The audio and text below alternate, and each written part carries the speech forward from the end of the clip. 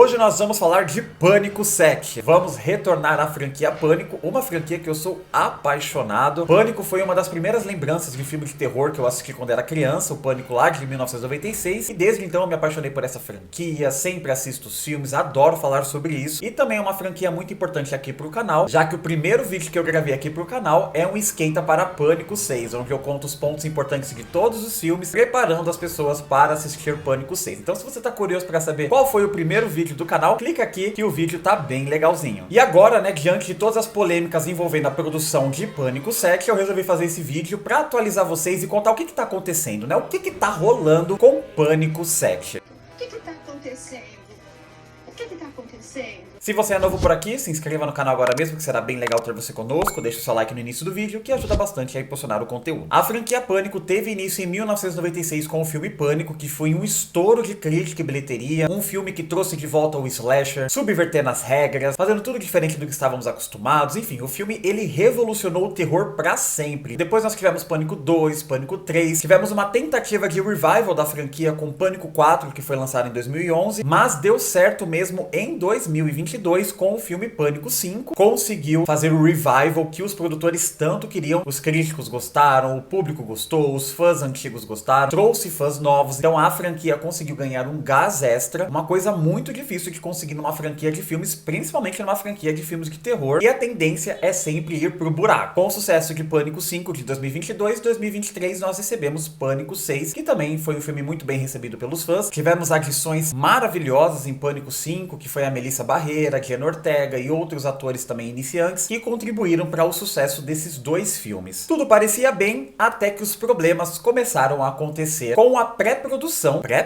ainda, de Pânico 7. Uma das primeiras mudanças que nós tivemos aí de Pânico 6 para a produção de Pânico 7 é a mudança do diretor, porque Pânico 5 e Pânico 6 foi dirigido pelos diretores Matt Bethany Open e Tyler Gillett, que fizeram um ótimo trabalho em Pânico 5 e Pânico 6. E agora para Pânico 7, quem foi escalado é o diretor Christopher Landon de A Morte Te Dá Parabéns. Esse foi então o primeiro grande anúncio que nós tivemos de Pânico 7 e até então, e de fato, a história de Pânico 7 ia continuar os acontecimentos de Pânico 6. E isso era o que esperávamos, já que em Pânico 6 ninguém morreu. Como assim, né? Pois é, ninguém do elenco principal morreu, então esperávamos que em Pânico 7 todo mundo estaria de volta e talvez, né, Sidney Prescott apareceria, já que Neve Campbell não participou de Pânico 6 por conta de dinheiro. Então aí começou essa pré-produção, roteiro sendo escrito e o que nós tivemos? Greve dos roteiristas, que iniciou no dia 2 de maio de 2023 e essa greve durou até o dia 27 de setembro de 2023. Ou seja, foi um bom período que a pré-produção ficou parada, porque sem roteiro não tem como definir nada, como é que ia fazer. Aí vocês podiam falar, bom, então já que os roteiristas não podiam trabalhar, eles podiam investir um pouquinho aí no nome dos atores, para que os atores começassem a falar um pouco sobre Pânico 7, né? Quem será que ia aparecer, quem será que não ia aparecer? Isso não foi possível por conta também da greve dos atores. Essa greve dos atores teve início no dia 13 de julho e foi até recentemente no dia 8 de novembro. A greve acabou, tava tudo certo, vamos começar a pré-produção de Pânico 7. Vamos começar com o roteiro, vamos para as contratações dos atores, aquela coisa toda. Nós tivemos então o primeiro impacto, que foi a demissão de Melissa Barrera, que é a protagonista, né, a Sam Carpenter, a protagonista, né, dessa nova leva aí de filmes da franquia Pânico, junto com Jenna Ortega. As duas são as irmãs Carpenter, que são as novas protagonistas da franquia Pânico. Melissa Barrera foi dispensada da franquia após comentários em suas redes sociais expressando apoio à Palestina em meio aos conflitos que estão rolando. O estúdio não ficou feliz com o posicionamento da atriz e simplesmente não renovou o contrato dela para a franquia Pânico. Aqui é um ponto muito importante porque é o seguinte, a Jenna Ortega e a Melissa Barrera, quando assinaram o contrato para fazer Pânico 5 de 2022, elas também assinaram para um outro filme, para uma sequência. Então elas tinham um contrato para 2 filmes. Logo, para Pânico 7, ambas teriam que ter um novo contrato. As duas atrizes estavam com a agenda já congeladas para esses 2 filmes. Então nós tivemos aí Pânico 5 de 2022 e Pânico 6 de 2023, que colocou um fim no contrato com as duas atrizes. E o que aconteceu é que o estúdio não quis renovar o contrato com a Melissa Barrera. Quando o anúncio da demissão dela foi anunciado recentemente, todo mundo começou a causar nas redes sociais. Primeiro porque foi um absurdo o método que eles usaram e as alegações do que ela fez em suas redes sociais. Logo em seguida, Jenna Ortega anunciou que não vai voltar para a franquia Pânico, pelo menos para Pânico 7, né? Por motivos de conflitos de agenda, já que ela estará gravando Wandinha, a segunda temporada, na Irlanda. Essa notícia de que houve um conflito de agenda, na verdade, é muito manjada. Eu não acredito nisso, tem muitas pessoas que não acreditam. Nitidamente, a Jenna Ortega não quer voltar por conta do que aconteceu com a Melissa Barrera. Seria muito estranho ela aceitar retornar, já que a sua irmã ali no filme, né, e a sua amiga também, porque elas se dão super bem também fora das câmeras, não ia voltar por conta dessa injustiça que aconteceu na demissão dela. Há rumores de que Jenna Ortega não quer voltar em protesto a favor de sua amiga e parceira de cena. Eles deram essa alegação de conflitos de agenda, o que não faz sentido algum, já que é uma franquia que depende dos protagonistas para acontecer. E é óbvio que depois de tanto atraso, por conta da greve, por conta dessas negociações com novos atores, não teria problema algum atrasar um pouquinho mais a produção para esperar as gravações de segunda temporada da Wandinha. Então eu não engoli essa história de conflitos de agenda, isso é uma desculpa, né, para meio que abaixar um pouco aí a poeira por conta da demissão da Melissa Barrera, porque ficaria muito polêmico, né, e muito problemático para o estúdio se fosse anunciado que a Jenna Ortega não retornaria por conta do que aconteceu com Melissa Barrera. Isso ia ser muito estranho pro elenco, né, porque imagina, todos os outros atores e atrizes teriam que se manifestar sobre isso e possivelmente também não retornariam, porque a Jenna Ortega, que basicamente é a mais famosa aí desse novo elenco, se ela não ia retornar em protesto, os outros atores também não iriam retornar, eles também iam falar o mesmo discurso. Isso ia se tornar um caos na produção de Pânico 7 e o filme já ia morrer antes mesmo de nascer. O filme já estava atrasado mesmo, era só esperar mais um pouquinho, esperava a menina gravar, depois ela voltava e tava tudo certo. É muito comum quando um ator ou um diretor não quer fazer parte de um projeto, eles botam essa desculpa, é super normal. O fato é, nós perdemos as duas protagonistas e principalmente a Jenna Ortega, que tá no melhor momento de sua carreira, ela está em vários projetos importantes, ainda mais que Pânico 7 provavelmente seria lançado mais ou menos com a segunda temporada de Wandinha. E agora nasce uma nova discussão sobre Pânico 7. Qual rumo que o estúdio vai tomar, né, que os roteiristas vão seguir para essa nova história? Eu separei aqui algumas possibilidades, né, que vem circulando na internet. Então vamos falar um pouquinho sobre isso. Em Pânico 5, nós tivemos o retorno de todo o elenco original, né? Nós tivemos o Dewey, a Gale e a Sidney, né, com os atores originais reprisando seus papéis. Tivemos a morte polêmica de Dewey, então assim, foi a despedida do Dave Arquette da franquia, né, já que ele morreu de uma forma muito brutal.